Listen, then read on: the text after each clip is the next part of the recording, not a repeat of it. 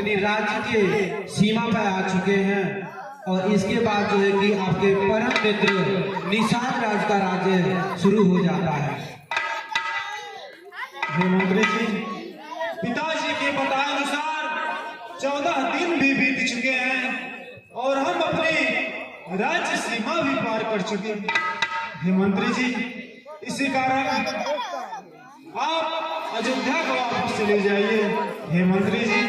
हे राम, आप जो है कि हे मंत्री जी, मंत्री वृद्धे मंत्री, यदि हमको आप चाहते हो तो उसी चाहत के नाते आपसे यही मांगते हैं।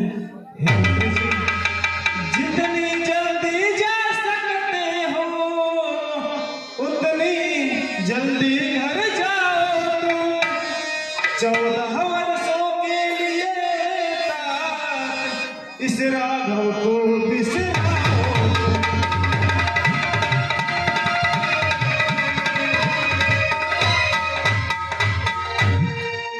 आप अयोध्या को वापस चले जाइए। हे राम, महाराज मुझसे कहे थे कि 14 वर्षों के बदले 14 दिन इसी अपने ही राज्य में घुमा करके फिर वापस लेके चले आना। मैं महाराज को क्या कहूँगा? हे मंत्री जी, पिता की आज्ञा पालन पुत्र का परम कर्तव्य होता है। अतएव पिता की आज्ञा पालन हम अवश्य करेंगे। इसी कारण आप अवध को वापस चले जाइए। हे राम, क्या सीता भी वन हो जाएंगे? कम से कम सीता को मेरे साथ भेज दीजिए। मैं अपने स्वामी को छोड़कर आपके साथ नहीं जा सकती। आप इस जंगल में कैसे रहेंगे? बहुत ही कष्ट है।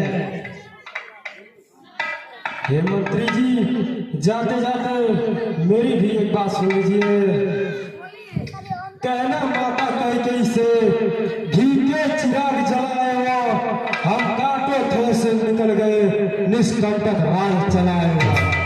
यह भी कहना क्षमा करे, हम पुत्र हैं वो मातारी है, जो कृपा लोग हम पर की हम उसके भी आभारी हैं। नहीं मंत्री जी, भाई के वचन को दिल की तख्ती पे मत लिख लेना। सौगंध तुम्हें है, वहां पहुंच केवल इतना कह देना। कहना है मंत्री जी, माता दे आशीर्वाद हमें, हम कुशल सहित घर आएंगे। जब 14 वर्ष पूरा होंगे तब दर्शन उनके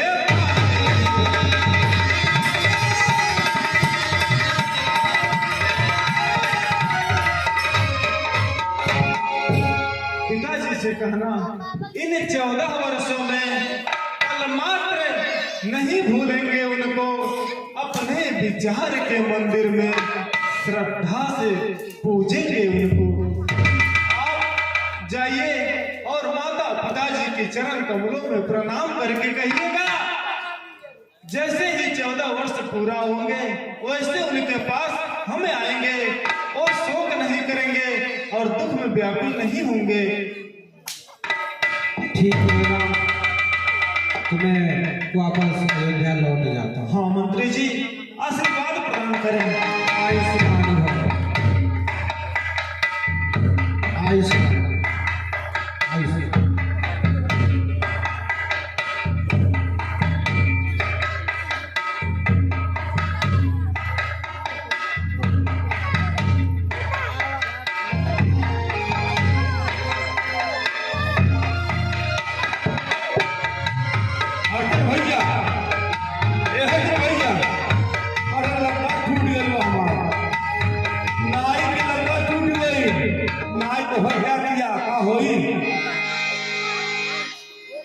हरदम भाई, अरे